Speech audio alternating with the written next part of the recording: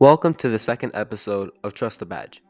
In this episode, I interview 3 Sanford Airport police officers. Those officers including Officer George Small, Officer Anthony Eger, Officer Armani Huertas. In the beginning of the interview, they introduced themselves and their experience of being an officer. Throughout the interview, we discussed the job of an airport police officer and, most importantly, the publicity of policing. I hope you enjoy this episode. My name is Armani. Been a police officer going on 5 years. Started my career out in New Jersey, second largest police department in the state. Have some canine experience. Came down here for better quality of life for my family. Loving my time here. Anthony Eger, been with Sanford Airport Police for just 2 years now. I was previously with the Sheriff's Office in Seminole County. Did reserve for 5 or 6 months, did full-time, and I did almost 7, 8 years at that. Different change of pace here, but it's a good group of guys and a lot of experience, like we already said earlier. It's definitely some different experience and different way to look at things. So.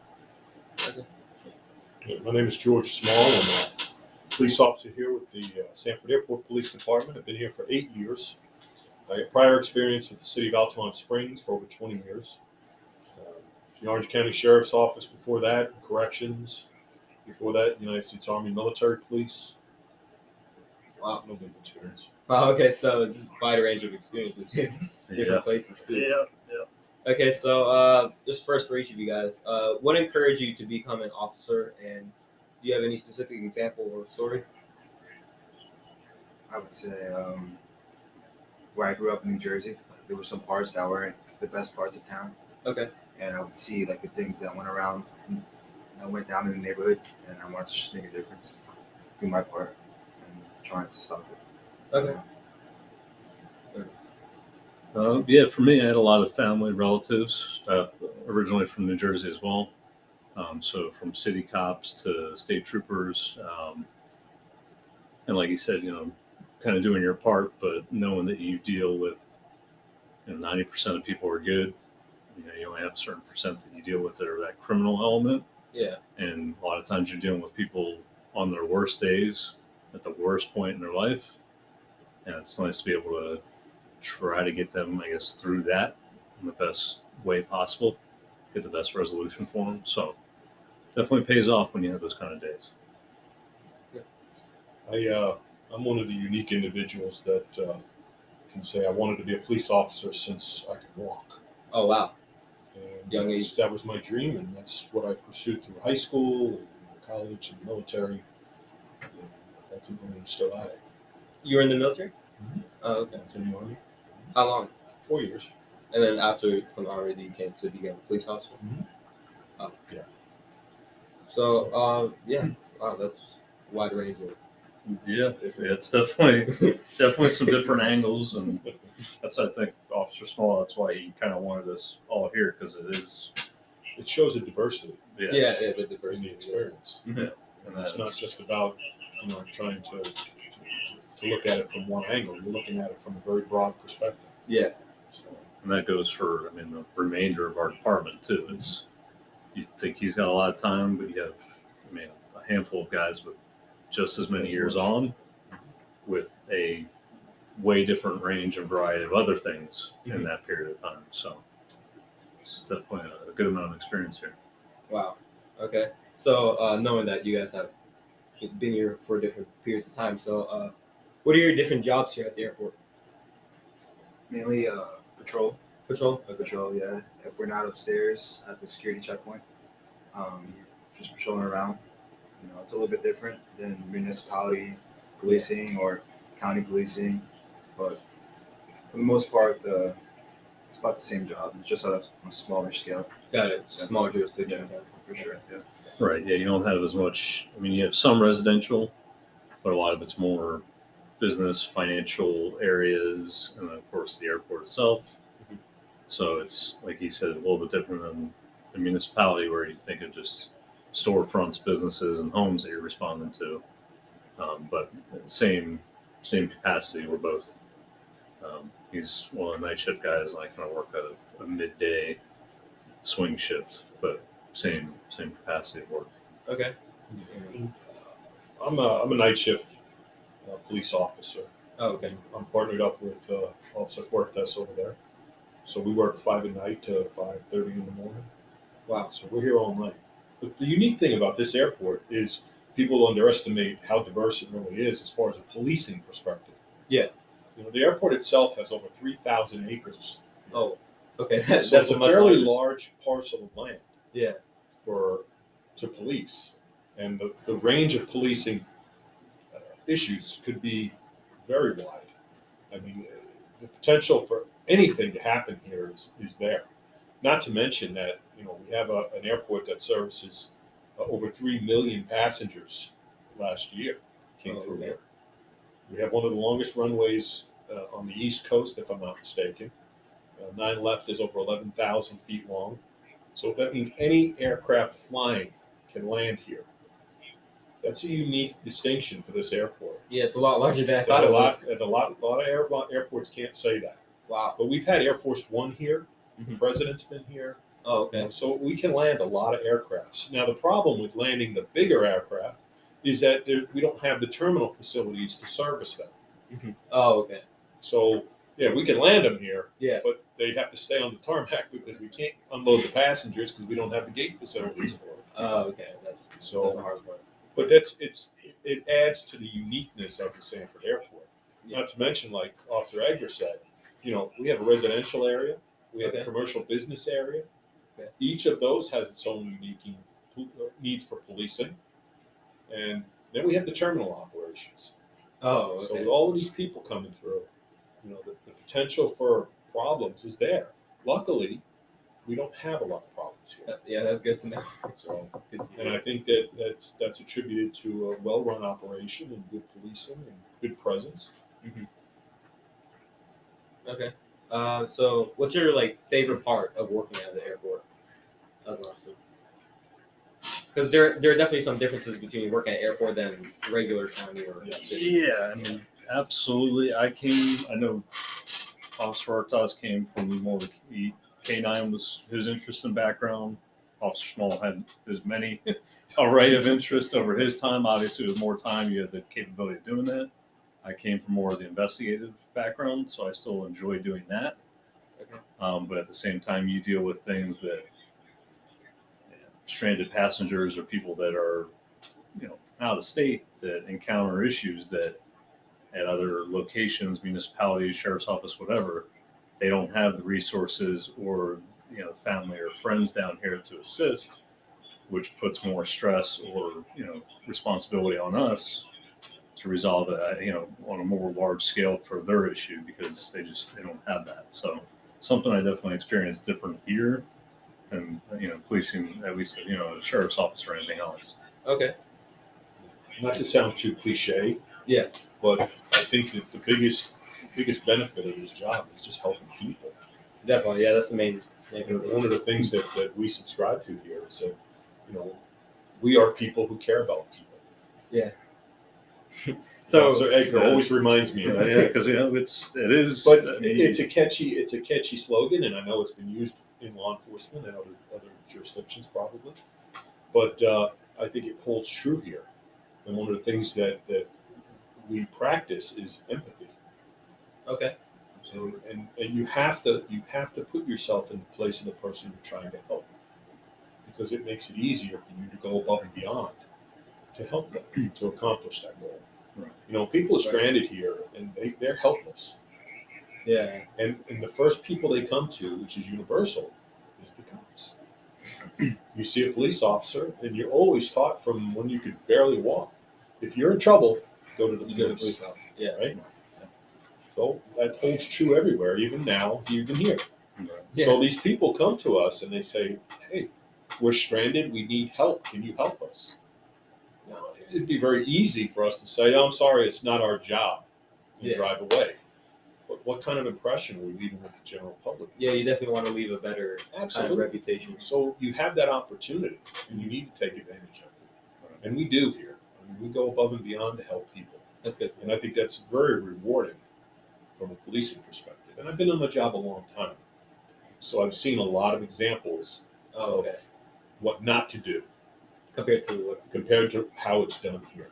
Got it. So Yeah. that's one of the best parts of the job. And just to segue off what he said, I don't think it's a knock to like other police departments. I just feel like we're in a unique position that our call volume is so much lower. Yeah. We have that extra time to spend and with the people, give them what they need, as opposed to like other departments where they're inundated with like calls and they don't have the resources to give everybody that attention. Yeah, you guys have more time and more so- freedom, I guess. Yeah, for Well, sure. like I said before, it was nice. I mean, my perspective of dealing with people, their worst times in their life on their worst day kind of thing. Mhm. Sometimes those people here, whether it's for loss of family or financial issues or whatever it is. Then on top of that, they're now stranded in a state that they had no idea where they're at or where they are, not familiar with anything. Mhm. And it's like I said, could have been for a family member's funeral or something. And now they're down here stranded on top of that stress and sadness that they have. So then we're in that position of all of that kind of empathy, feeling for them in the situation that they're in, and again trying to use the resources we have to get them home. Ultimately is the main goal. So, That's definitely good to hear that you guys are taking time to really step up your jobs. We'll do the best we can, Yeah. So continue off that topic. Like how often do you guys communicate with the public and community?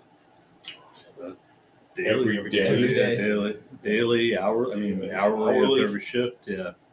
So, like Officer Huertas mentioned, call volume might not be as high as some other agencies, but sometimes when they are high, they kind of float there. We have some days that are slower than others, but then some days we get back to back to back where it's stretches resources and There's a difference, though, between service-related calls Mhm. and officer-initiated calls. right. Oh, And that distinction needs to be clarified because service-related calls are those that the victim or is calling for the police. I'm in trouble. I need help. Can you send a police officer to me? Somebody stole my wallet. Somebody stole my car. does that happen often? Sometimes. Oh. Sometimes it depends on the day. Somebody is got my credit card and is stolen the numbers and is doing charges all over the county, stuff like that. Those are service-related calls. They pick up the phone, they call the police. The dispatcher gets the call, processes it, and assigns one of us to go and handle it. Okay. Then you have the other calls where we may be sitting in a position somewhere and we're approached by a passenger, or a civilian, or another coworker. It says, "Hey, something happened to me over here. Can you help me?" Okay. And then they have those occurrences where we roll up on something and something just doesn't look right. Oh, okay. So we start doing some investigating, and then that results in opening up a potential case and or cooperation, sure.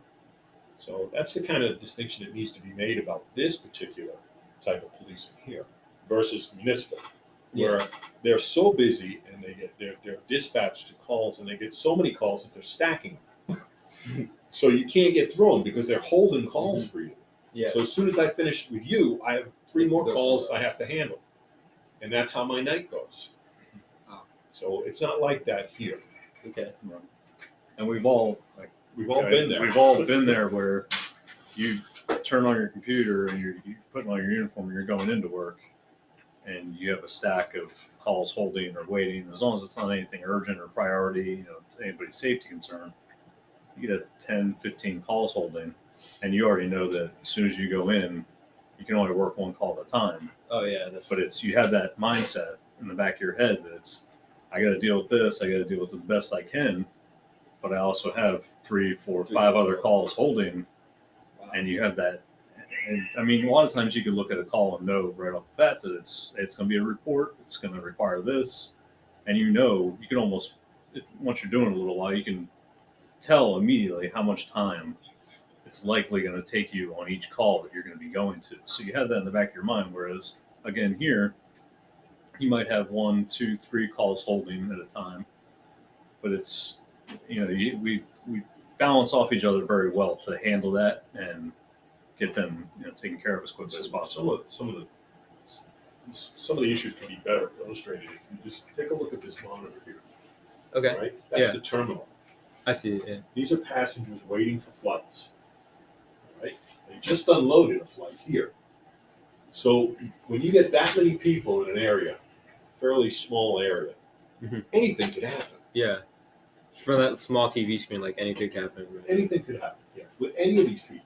And you probably have, if I had to guess, see all the passengers coming off? They just got off a flight now.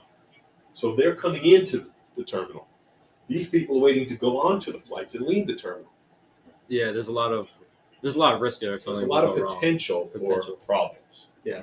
And that's just on that camera. That's just this So one shot. That Wow. terminal goes all the way down And behind this that yeah. camera. So there's probably all those seats filled all the way down with people. Wow. Yeah. So It's definitely it may not be the crazy high speed, but it's that possibility and propensity for a bar, restaurant, shop, and all of these people are waiting for flights or they're leaving the terminal. They just got off the plane. Yeah. Oh wow. While inspecting the cameras, do you often find anything wrong or? Yeah, we've gotten pretty good at picking up on subtleties that may be problems. Okay. In just glancing at the cameras, you can tell what sticks out, what doesn't really look right, and I got to give credit to our dispatchers because they have a similar setup in communications. They monitor the cameras as well, and they're even better than we are at picking up problems. Yeah, because like I said, we're usually not in here for even we this don't period of normally time. stay in here.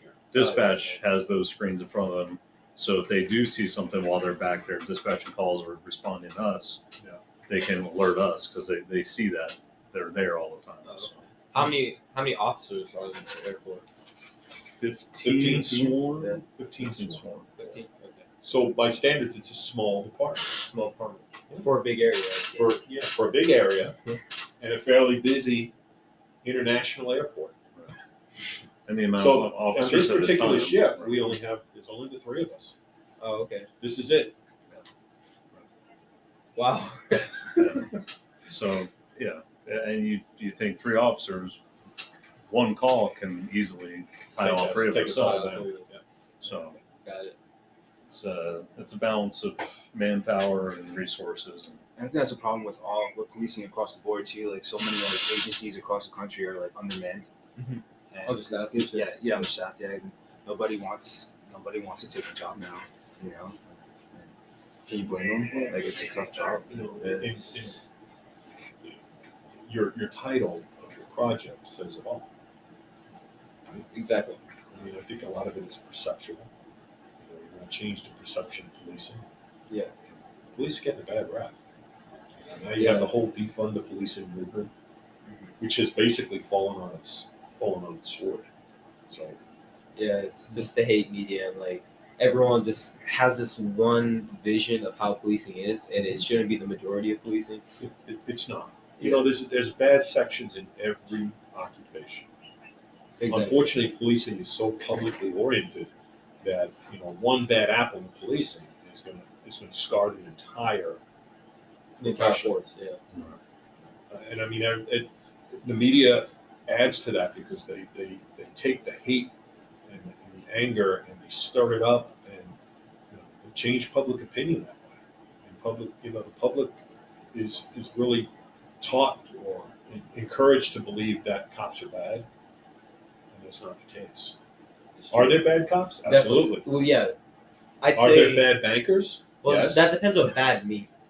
Like they're definitely like the. I don't think that cops are bad. They're really not. But there has probably been some undertrained or underprepared, I'd say, officers because you could see it sometimes. Like they're good people. It's just how they media handle the makes them look bad. situations, or Yeah.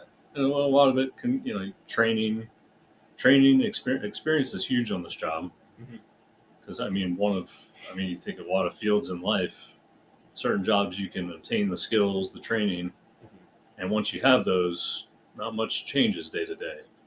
this Yeah. career path that you take, the more experience you have, you're never going to know it all or see everything. But the more experience you have, the more likely you are further down the line to have dealt with it and be able to handle that in a better way, or take a better course or path on that. So Definitely. Yeah. So just like relating to that, when you're in the airport on the job, how do people usually react when they see you guys? I'd say pretty good. Good? Yeah, pretty good at airport, because when you're in the terminal, you're flying out. Your focus is on travel, your family, and for the most part, you want to be safe. And It makes them feel good. It's a safety feeling for them, I Okay. think. And That's you go through security, so you know that for the most part, once you're on that side of things, you're pretty secure. But seeing us walk through, it's that extra safety feeling of, Just the extra. we're here to travel. Yeah. Aircraft, it's going up in the sky. You want everything to be safe. Nobody wants to have anything occur. So I'd say for the most part, the view is, I'd say 95% good. Remember, going to the airport is a stressful thing. Yeah. It really is. Yeah, it is. It's Going to designed fly, from the planning. very beginning of the process. Yeah. Packing your bags, getting a car, getting someone to watch your house, maybe watch your pet, making arrangements, renting cars. But then you got to get to the airport on time, and you got to be here a couple hours early because you got to go through screening, right? So that's stressful. Then you get to the airport, and there's crowds. Everybody's trying to get the same place. Yeah. Everybody's trying to get through security to the gate. Yeah, their goal is just to get to So it's stressful. So people stressed out, they tend to react differently than non-stressed people. Wow. Okay. So we deal with the stressed people. And for the most part, like Officer Eger said, they react very well to seeing us. Our presence alone maybe is a reassurance to them, is a comfort. That's good to hear. Yeah. Unless, of course, they're doing something wrong. Right. Human nature will tell you, it dictates that if you're doing something wrong, the last person you want to see is a police officer. And you're going to avoid them. Yeah. And your body language is going to give you away. Oh, okay. There's certain gives, tells, cues that people present when they don't want to see us. They certainly don't make eye contact with us. They would rather be walking in a different direction. Their hands are usually cupped in their midsection. They're not vocal. They don't want to say anything. They don't want to come in contact with us, and it becomes pretty obvious. Yeah. So I mean, and that draws our attention a lot of times. 'Cause Okay. We're taught to look at that, to catch that. yeah. I'm not judging, but I'm sure that you have like a lot more, I guess, experience of telling whether people are not. I've done it a long time. Yeah. And that goes with, It like goes I with said, the the experience. dealing with. I mean, he's been on various teams and positions, and dealing with different types of people. I'm a graduate of the FBI National Academy. Oh wow. So yeah, training, certification. I mean, this guy's. If you could think of a training or certification, he probably has it. But yeah, it's those are things that come with time. But going back, like you said, everybody coming to the airport has that common goal of they want to get where they want to go. Yeah, their destination. So we're not really, their focus is that. We're not really their concern unless, like Officer Small said, they're doing something wrong or they have, any ill intention of doing something at the airport or anything on the plane. Mm-hmm. Those are really the only people that have a negative, at least for us, from our perspective, a negative view towards us, that we may come into contact with. So They may bring problems with them Yeah. to the airport. Oh. For instance, domestic issues, domestic disturbance issues. They may get into a domestic fight with their partner prior to getting to the airport. Or that may be the reason why they're at the airport, because they're trying to flee from their partner. You had that. Oh. So, I mean, and they're taking the children, which is a parental custody issue. And we've dealt with that. So these problems, they present themselves to us for various reasons. And we have to train, we have to deal with them. And we have to rely on training and our working partnerships. And that's the way we do it. Yeah, you guys sound very trained in what you guys do. We try to, and I think we've all had interest in our career. Like he said, from about the time he could walk, Officer Small said, he had that dream, passion, and That's all I interest. wanted to do. And we've both come to that point. And, when you have the interest, the motivation for the training and to have the experience, because, it goes without saying, any municipality, any agency, you can be doing the job and do the bare minimum, or you can be that motivated person to try to experience as much as you want, try to take training classes, try to be involved with different units or different aspects of the agency, and you'll probably find that motivated person, they might even have the same amount of time doing the job as somebody they went to the academy with, whatever it might be. But when you ask them a question or how they respond to things, it could be vastly different just based upon their initiative to gain that experience. So I think everyone here, I can't think of anybody that doesn't have that motivation, through their, the career path to have that training. And like Officer Small said, the FBI Academy, and that's no small thing. You spend months away from your home. It's a lot of dedication and, a lot to be motivated to do.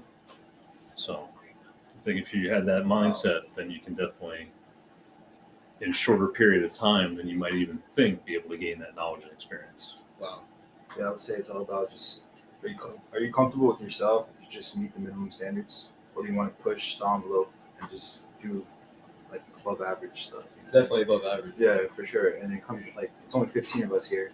Okay. So if we're all doing the bare minimum, then we're not that effective. So, yeah. Like I said, I think everybody tries to exceed standards, and we're all in different points in our career, but everybody tries to exceed those. But yeah, like Officer Huertas said, if we all wanted to do, the bare minimum standards, I don't think we would be as effective with helping or resolving anyone's issues or caring. It just puts in a different mindset of the officers. Yeah, just knowing that, what do you guys think that the public, the media, after just having this conversation with you guys, what do you think they misunderstand?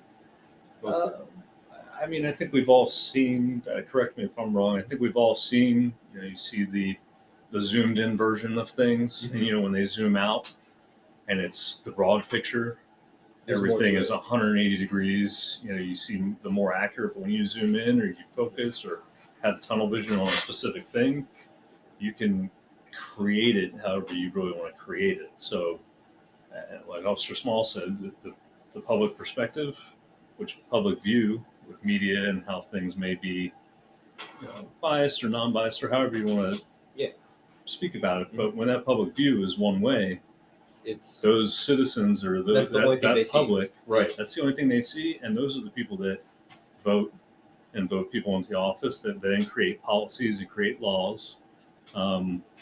And that's what I think ultimately in the long run changes things. Like Officer Small mentioned, defund the police.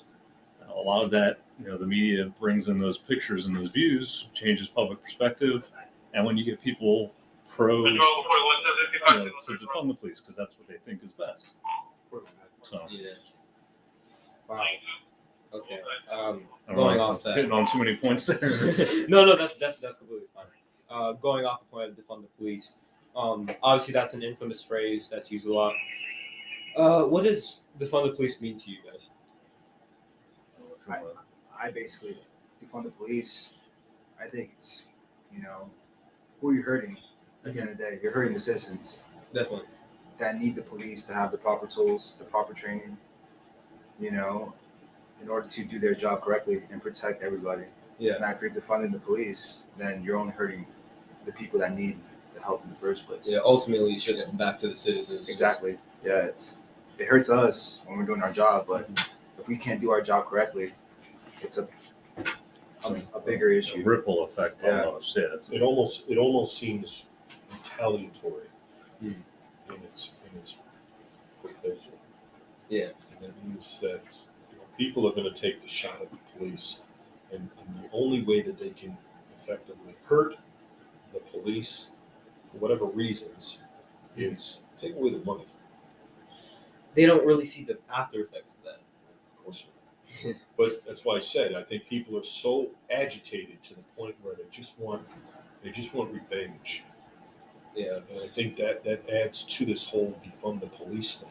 They want change, which I understand, and I support. Monitoring the police and making sure that the police are professionals and do their jobs. And those police that cross the line are punished, They're punished And just as fairly. prosecuted, and criminally liable. Mhm. I agree with that. But the anger in our society now has got to the point where it's, like I said, it's retaliatory in the sense that some legislators jump up and say, let's just defund the police, let's do away with the police. So they start cutting budgets. Yeah. And when you cut budgets, you cut cops. You can't pay an officer. That's it. You lose the officer. Mhm. And they'll tell you that we have to do more with less. Mhm. That's not easy. Yeah. And we're only human. So it's, Yeah, true. you see a lot of these cities, not any, to be specific, but you see a lot of the places where they've been a little bit more strong-handed on reallocating funds and cutting budgets.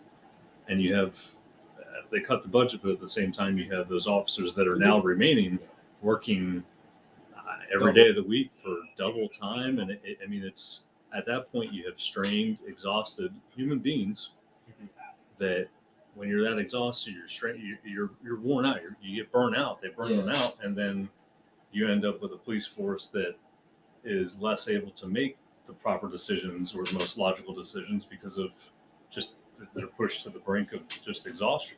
Yeah, police So officers are also just humans. It's just they have more responsibility. Right. Yeah. Right. So It's terrible because you look at it and say, okay, it's a fad or a phase. And the good thing is that it appears that the defund the police movement has lost a lot of steam, and it's fading fast. That's good to hear. Yeah. Which is good to hear. For us as police officers, it's wonderful to hear. Because we don't feel the pressure as far as that's concerned. We can still continue to do our jobs as good as we can, if not better, because of the initial movement. And what they wanted to accomplish in the first place was just accountability. Cops are not above the law. Yeah. And that's what people are trying to say. And certain officers have gotten away with some stuff that's just ridiculous. Yeah. But that's not every officer. That's right. It's not every officer, but they tend to paint things with a broad brush. So if it's one, it's all. Exactly. Yeah, they think that's it's not like small incident. So it's not true. the entire. it's like bankers, attorneys, doctors, malpractice, any occupation. You have one doctor that did one thing wrong in one state. It's no reason to reallocate or cut budgets for doctors across the nation, because then who suffers? Just like with us citizens, you have your patients or you have your clients or your customers, whatever it might be. Because in law enforcement, I've always kind of looked at it as a business. Citizens are our customers. Exactly. It's such a wild ride. And I say that because it swings in public opinion. Let me go back to September 11th, 2001. Remember that day? Yeah. Okay. Cops and firefighters ran into the towers and subsequently died. First responders as well, yeah. We were heroes, right? Right. And that hero mentality and appreciation rolled over for a period of time, and then something happened, and it changed. Then the heroes became the villains. Yeah. And that lasted for a little while. And then something happened again, and they became heroes again. And then it just goes So back. we're going back and forth, back and forth. And now, lately, like I said, it was the defund the police movement.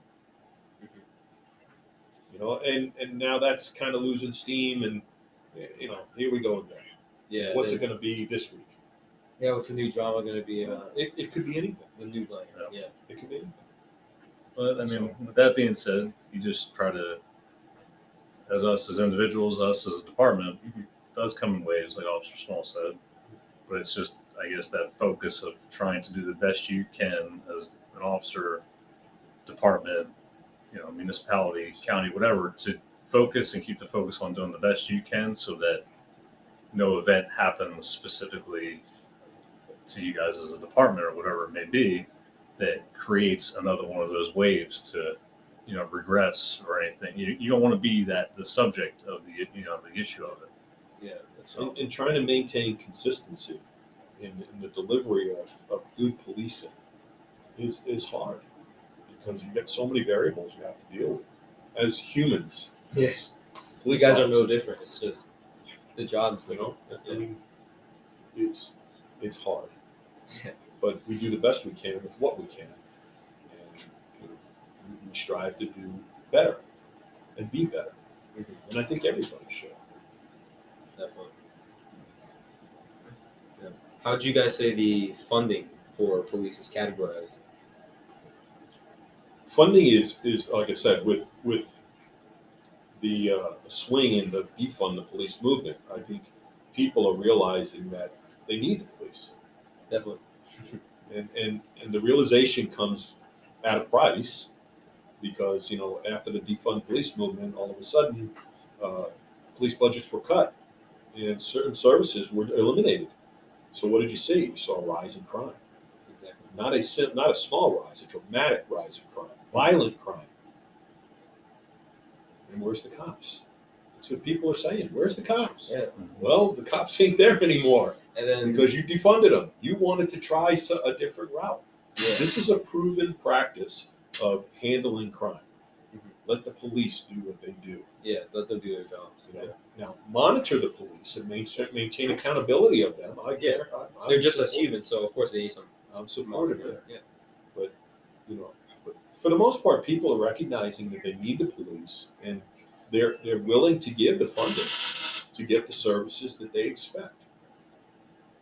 I mean, as taxpayers, we expect certain services. We pay for certain services. I pay for a police officer to respond when I call them, and I want a professional police officer. Of course, yeah. I want somebody that can do the job that needs to be done, Mhm. that is willing to risk his or her life, Yeah. if needed. Yeah, sometimes people forget that. Well, it's a very big part of the job. Mhm. You know?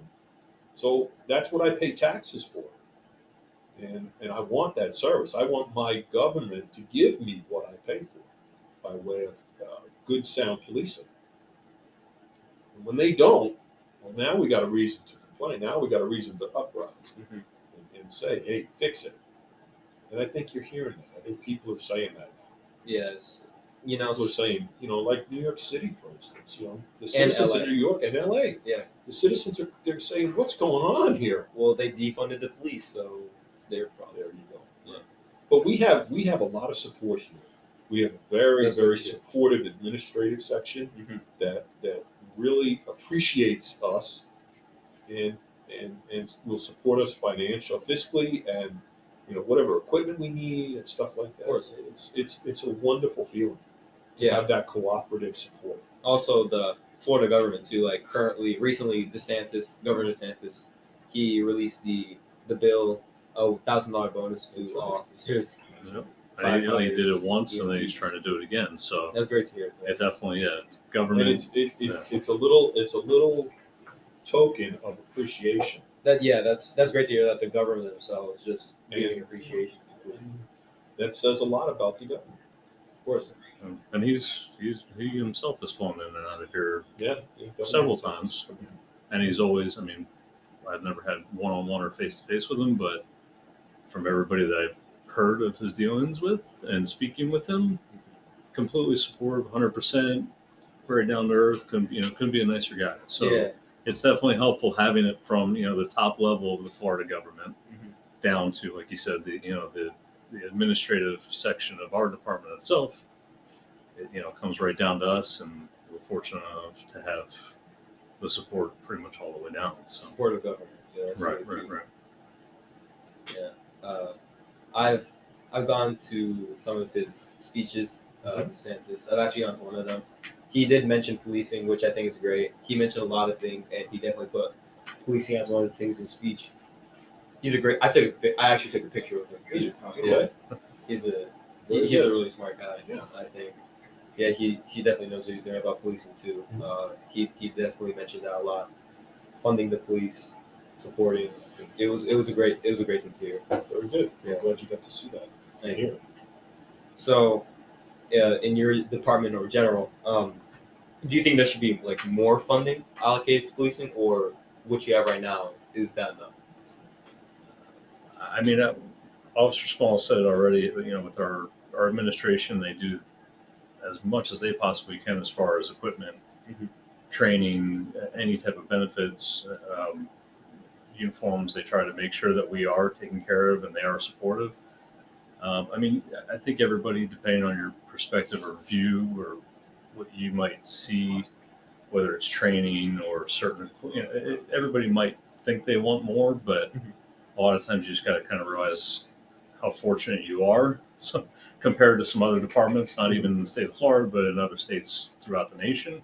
Yeah. I mean, we have it pretty great here with equipment and training and all that. So it's kind of that whole thing could always be worse, could always be better, but I think we have it pretty great as far as It comes down to simple difference between wants and needs. very good point.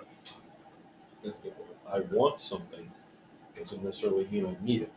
That's right. I'd like to have, brand new lasers and, all kinds of nice toys for policing. Do I need them? No, I don't. But if it's there to get them, for sure. If it's possible to get them to increase the ability of our police officers, absolutely, but not at the at the cost of the budgeted monies that we have to operate the police department. Yeah.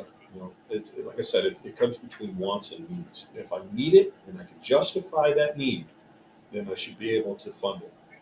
Exactly. And that funding source will come from the budget that's allotted to the police department by whatever governing body does the allotment. In other words, and this is the airport authority. Yeah. So, our police department has to present a budget to the airport authority, and that budget is considered and either approved or not approved, and it's cut if it needs to be cut, or they add funds where they need to add funds. Yeah. And the biggest draw on budgets is positions, police positions. Yeah. I need more cops. Exactly. But there again, it's not necessarily as simple as just saying, well, let's just give them 10 more police officers. Yeah. It's just because that'll solve all the crimes, and we'll have cops everywhere, and everybody will be happy. But the problem is you got to pay for 10 cops, Exactly. It's just, 10 and more cars. equipment. 10 cars, 10 Yes, guns, the gas 10 cars. computers, 10. All of that stuff factors into the package. Yeah. So it's a very Liability. Too. well, there's a liability issue, sure, but it's trying to put together the best package to justify the cost. Yeah. And every police officer, to staff one 24-hour position, you need, I believe, it's 5 police officers. Oh wow. Staff one 24 round-the-clock position. You need Okay. 5 cops. Wow. Would And you? the cop is, I don't quote me because I don't know the budget numbers offhand. No problem. I want to say $170,000 maybe Okay. for a budgeted cost for a police officer. That's including everything. That's uniforms, guns, cars, training, the pay, benefits, stuff like that. Yeah. So would you say that the Sanford Airport Police Department, would you say it's funded to its needs? Would you say that? I would say that. Yeah, Absolutely. I would think maybe we get a little bit more probably. Like they treat us very well here. Like just speaking of my old department, I'm not gonna say any names or anything, but Of course. yeah, but I had to provide all my uniforms, my gun, all my gear came out of my pocket. Oh wow. Yeah, and as like a first year officer, you don't make much. So, and that was the second largest police department in New Jersey. So you would think like they'd have the money to provide that to their officers, but they don't. So Yeah. just coming here, I was like, wow. I was like, I'm getting all this, and I don't have to pay for it. It was a game changer. It really opened my eyes to like the proper there's different ways that people go about budgeting, and you make certain things a priority. And down here, I think Sanford, specifically Sanford Airport, I think they see us as individuals, not as a number, and they try to make us as comfortable as possible with what they have. Wow. I think they do a good job at that. And like I say, even us both coming prior from within Seminole County, knowing a lot of other people at other agencies, and I mean, they look at us and like, wow, man, you guys have that, and then you guys got that, or they really, even from an outside perspective, realize that we get how well we get treated here. So officers like here just are treated really well. That's good. I would definitely say so. Yeah. I mean, not putting down any other surrounding agencies, but this yeah, they definitely see the positives and how well we're taken care of here. It's a good department, and it works in cooperation with a good administrative section for the airport. We have a good airport president that appreciates good work and recognizes that the board members recognize the efforts and stuff that the police department puts forth, and they want to keep that going because they're responsible for the operation of the airport. Yeah. So who wants to go to an unsafe airport? Yeah, that's true. Nobody. Right? So you've got to keep that in mind. And it's not just policing, it's the broad base of the needs. Mm-hmm. It's traffic. It's who's going to cut the grass, who's going to take care of the lighting on the airfield, who's going to take care of the passengers when they come in. There's a lot of responsibility that goes into running this airport, and the fire service. I mean, them too. so a lot of hats. Yeah, absolutely. Yeah. Just going off, knowing that you guys are like a bit, I guess, more satisfied with how the airport treats you guys.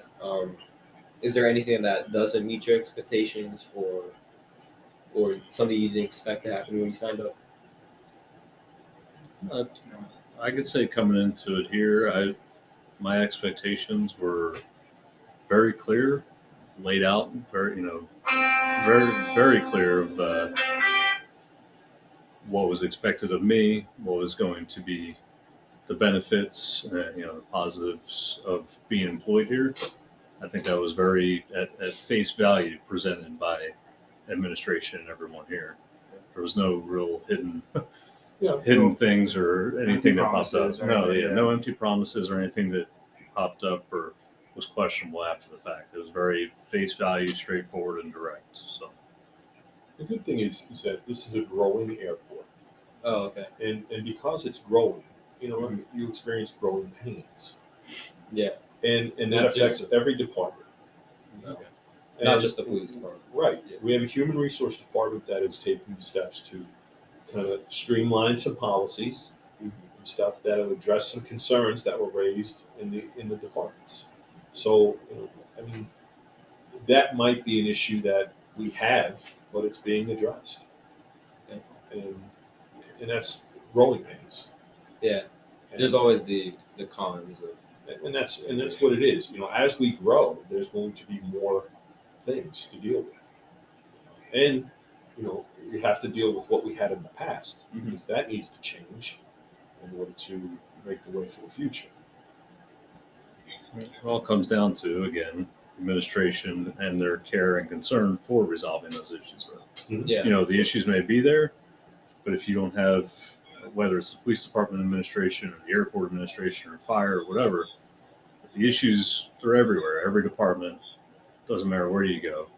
But if you don't have the administration that cares and is concerned and wants the best for its employees or its staff, and they don't care to see it be corrected, that's the real issue, which is not the case here. Like Officer Small said, issues everywhere, but when you have the administration here, HR, and different departments that are streamlining things, it's because they care and they have that concern. Wow. So that's that's the positive outlook. Yeah, there has to be a good working rapport between police departments and their superiors. Okay. The police department doesn't run the operation. They're a department of many departments. Exactly. Usually in a city organization, you either have a mayor or a strong city manager, a strong mayor or city manager form of government. Okay. So they run the city. Yeah. And the police department falls under them. So the police chief deals directly with either the mayor, the commissioners, or the city manager in the day-to-day operation for the police department. And that's how that runs. The sheriff answers to the Board of County Commissioners. And we have the airport board that we answer to. We have a president who deals with the board, and our chief of police, Tom Fuhrer, he answers to the president Okay. of the airport. How often are there like mentions or concerns from the president of the airport? Yeah, they have weekly staff meetings like everybody else, and I'm sure issues and concerns are addressed at those staff meetings, and they're resolved, and the word comes down. So fortunately for us, none that we. I mean, I couldn't really think of too many that would directly have us specific to them. We're fortunate enough that they are, and we try to keep it that way. Pleased with the work product or the outcome of the situations that we handle. So fortunately, we don't hear too much that is an issue or concern coming down. Obviously, we're human. We're not going to be 100% perfect on everything, but we're pretty lucky in that sense that we don't have too many issues that streamline down to us.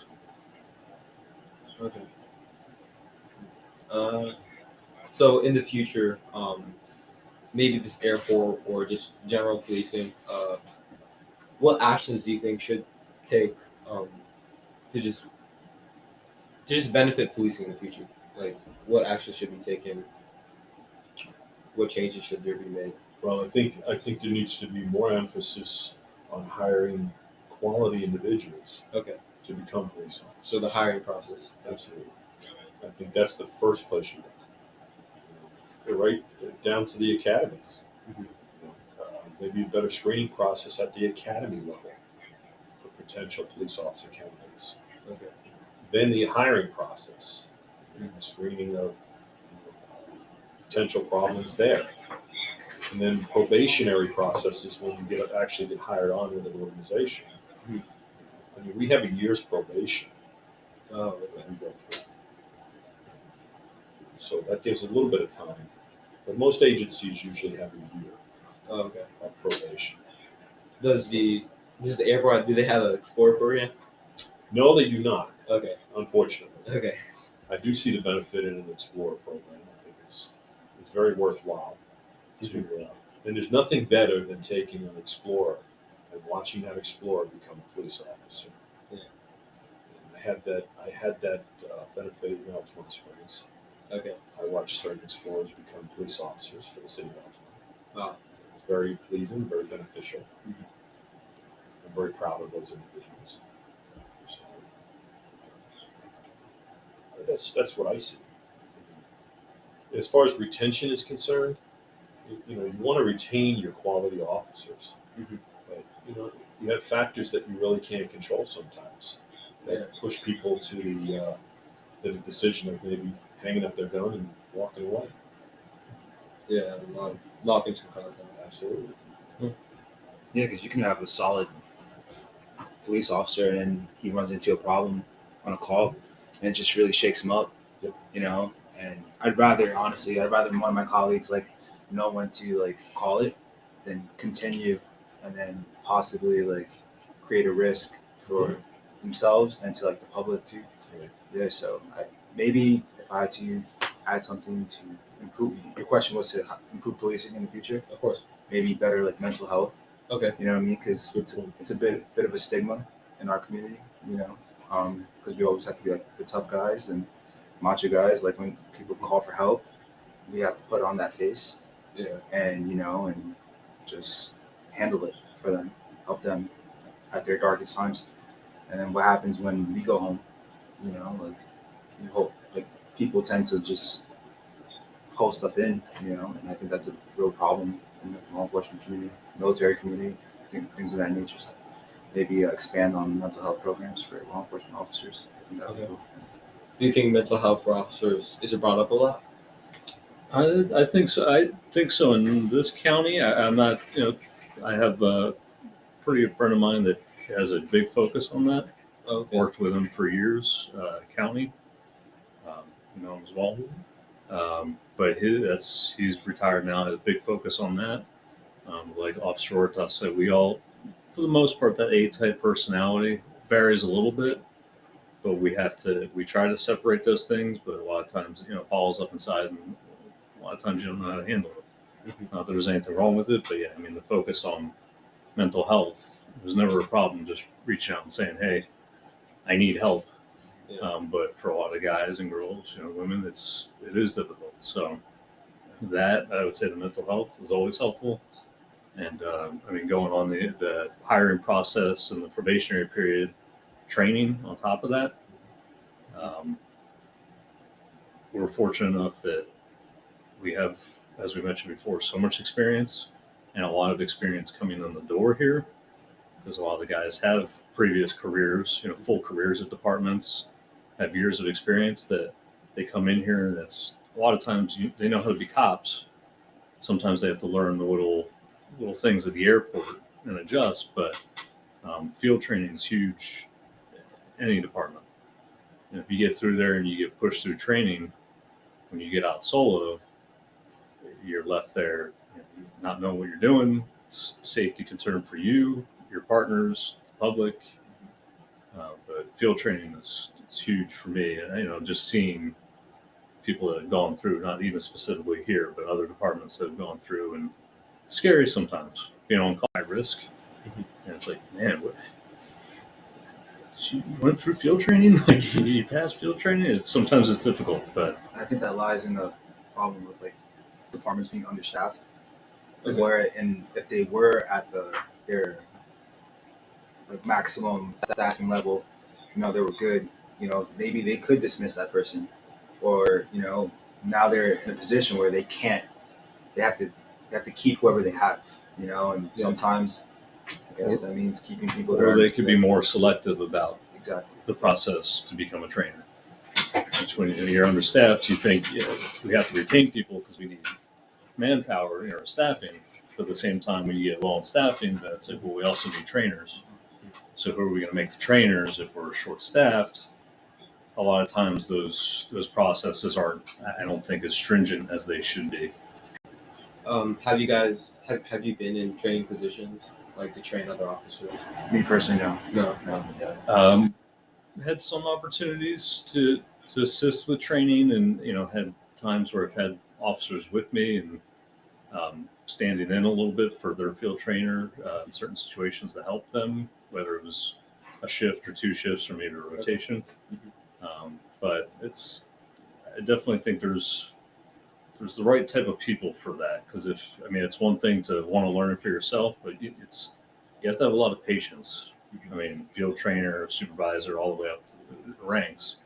Yeah. You have to have that patience to process it, understand it yourself, learn it, and want to and have the will to pass on that knowledge and training to someone else and make sure they succeed. So it definitely takes a special type of person to want to be in that training position. You don't realize how critical the field training program is towards the future of an organization. Because if your field training program fails, the organization is going to fail. Yeah. Because those people that have problems that are pushed through the program go into the organization, and those problems become bigger and bigger in the organization. Ultimately, it potentially shuts down the organization. And it just goes back to the whole hate media thing. It becomes public. Yep. Because they did something in training that should have been addressed in training and wasn't addressed, or wasn't addressed effectively. Yeah. And that same pattern of behavior reared its ugly head after training. And that's what led to the negative impact on the organization, and just a slippery slope at that point. And you think when you're in training, you have your field trainer, officer, deputy, whatever it may be, their zone partners on a shift. And like Officer Small said, a mountain out of a molehill kind of thing. You may have made a mistake in training that your trainer may have pulled you back just in time, or kept you from taking that other step to make it even worse than it was. But now that you're out of training, you're on your own, you're solo, and there's nobody there to kind of look over your shoulder and make sure you don't step too far where you can't take those steps back. So when you're out there by yourself, you don't have that hindsight 2020 outside perspective of what you're doing. You don't have that anymore. So like I said, it's reared its ugly head. It may have occurred in training, and it didn't become a big thing because one or two more experienced or seasoned guys caught it before it got to that. Well, once you're out on your own, then you have your zone partners, your supervisors, but they're not going to be there on scene with you all the time. They may be there a few minutes later, but sometimes a few minutes is too late. So, but again, going back to the public perspective, training's always mentioned because people see on video, they'll get that little clip and see something that an officer's doing, and they might not play the 3 minutes prior. They just get that officer at that point in the encounter where he maybe doesn't handle it the best or isn't as professional or says something. They go right from there, and then they go back to the training. And why wasn't this caught? Maybe it was getting there, and the trainer saw it but caught it and didn't address it. So. And of course, officers are just humans as well. Right. We have human emotion. There's no way to. You train and you have the experience and you learn to deal with it the best you can. And again, experience, I know I've said it a couple times, plays into that so much because the more experience you had, the more encounters similar that you've had. And you've seen, it's like looking back and saying, hey, what mistakes did I make and how can I do it better? You get with that experience over and over again, each circumstance, you might be doing better and better and better. 10, 15, 32 years on the job, he can walk right into something. Officer Small can walk right into something and say, dealt with this so many times in my career. I know A, B, C, and D that I'm not going to do right off the bat. I remember there's a potential for problems here, or this area. Or don't say this, but try saying that. Or let's try this instead of that. Right. It's Just experience that you rely on. And training. Good. Is there anything you guys want to add? No, I appreciate you coming out and taking your time, and I know we all appreciate taking the time to sit with you and kind of go through it. It's nice. I think it's nice for all of us to kind of, because we can reflect and actually think about what we're saying, and it's almost like a little therapy session for us. So, you really the questions you asked were very, very good questions, well thought out, and pointed to the issue of what we deal with every day. Well, it's current events. And it's good sometimes to talk about it. Yeah, because we don't get opportunities like that very often. Right. We certainly don't want to talk to the media because the media takes things out of context. Which is bad because I wish there was a better working rapport with the media. Of course, but I rely on an old statement that we used back in the day. It was with the media: if it bleeds, it leads. If it's sex, it's next. Mm-hmm. They format their news, so they're sensationalizing a lot of stuff. And unfortunately, because of what we do, we give them all the ammunition they need to come up with all kinds of stories. Yeah, they take advantage of. And I wish it was different. Definitely. I wish I didn't feel the anxiety when I see a news truck rolling up on the scene. Mm-hmm. But I'd be lying if I said I didn't.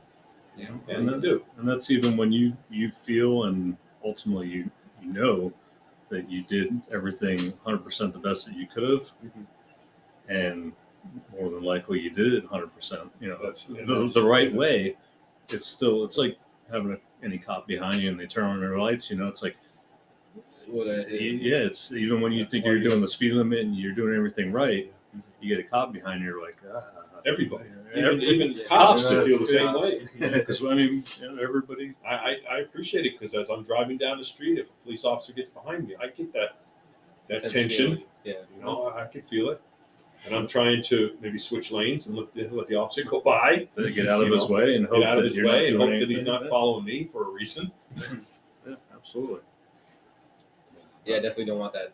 I haven't had that tension yet. I don't Well, good. Well, know when I'm Yeah. driving. What are you driving here? We'll see if we can't help you out here. Yeah, I'm 16, so. Oh, okay. Yeah. Well, congrats. It's a big step in life. It's awesome. Just be safe out there when you're driving. Absolutely. Yeah. Not even because of your own ways, but there's crazy drivers out there. Oh, yeah. You can do everything right, and sometimes, just Central Florida, too. It's like one of the highest cars. traffic. Yeah. Okay, so thank you. Yeah. Yeah, Of course, for thank you taking guys, time. too, for taking your time. Absolutely. It really means a lot to Absolutely. speak with you, get to know you. Of course. Thank you, guys. Yeah, absolutely. Thank you. You're welcome. Thank you for listening, and I hope you enjoyed this episode.